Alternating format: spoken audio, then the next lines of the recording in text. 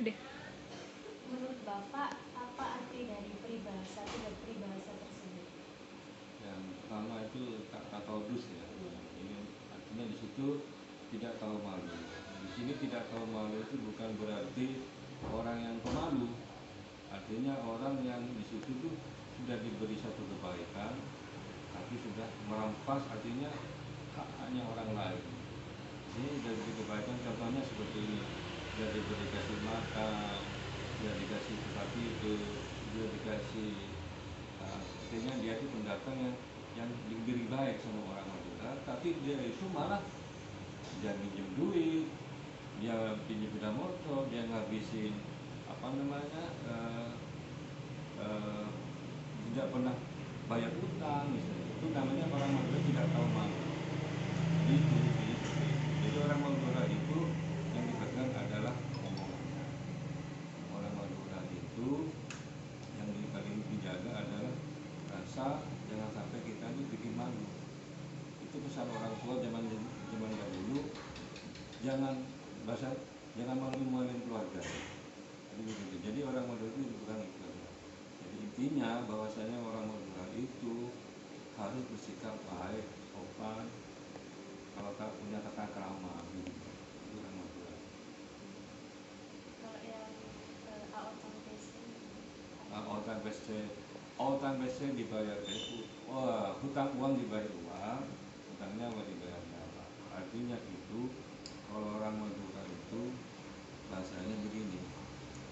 Kalau orang punya hutang berupa uang dibayar uang ya selesai.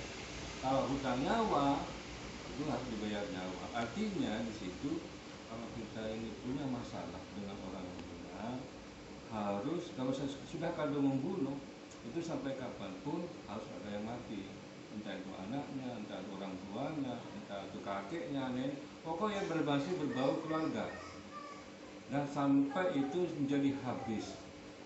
Kalau misalnya nanti saya membunuh keluarga si A juga membalati kita juga, terus begitu sampai habis. Kecuali di situ ada yang mendamaikan. Yang bisa mendamaikan adalah tokoh seperti ulama, ya tokoh ulama atau misalnya orang-orang sepuh yang bisa mendamaikan, itu baru bisa. Orang mendamaikan bukan disampaikan seperti ini, kamu tak kasih uang ya, nggak mau orang Madura seperti itu. Harusnya didamaikan betul-betul, disungkani. Orang yang bisa mendamaikan orang yang disungkani, di tokoh agama ulama itu.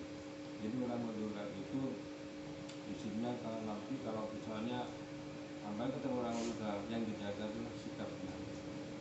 Mending kita orang Jawa, mengaku saja saya orang Jawa, saya tidak bisa bahasa Madura, mohon maaf saya tidak bisa memahami budaya Madura. Jadi seperti itu, daripada kita sok Madura, ngomongnya Madura tapi ternyata ngomongnya kasar. Jadi itu bisa salah paham.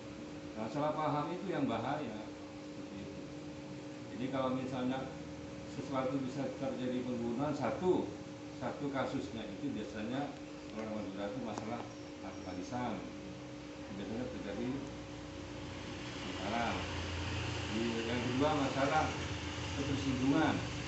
Jadi kalau orang Madura misalnya sampai atau orang Madura, saya sampai dipukul dengan di hadapan orang banyak, itu malu kan? Nah, malu, dia itu membalas saja, tapi ujung-ujungnya membunuh.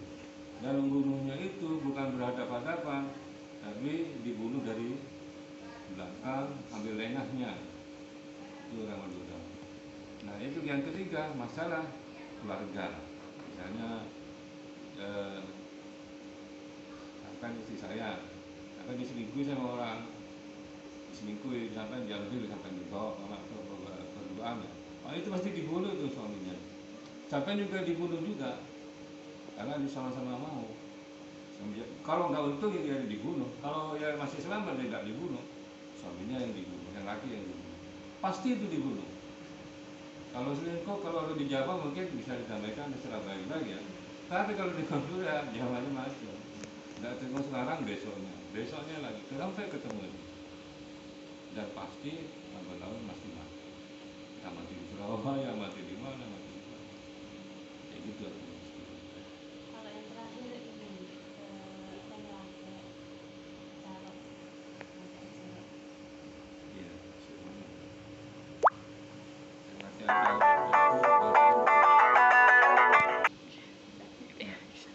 bahasa peribahasa orang laki pada acara berbeda pada melahirkan.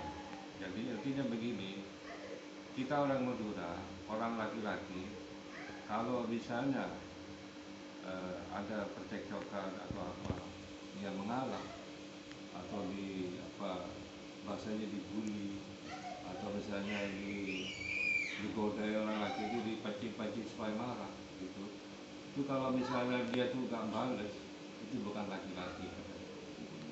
Jadi kalau bahasa Madura, kalau bahasa Indonesia, kamu kok lari ke rumah, bilang sama orang tua, Pak saya diginikan, ini bawa telur ini kamu gitu.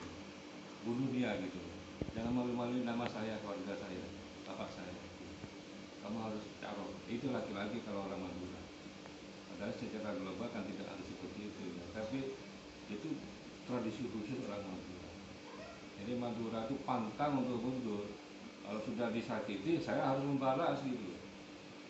Begitu intinya. Kalau orang perempuan mati melahirkan, itu memang sudah artinya pengorbanan seorang ibu.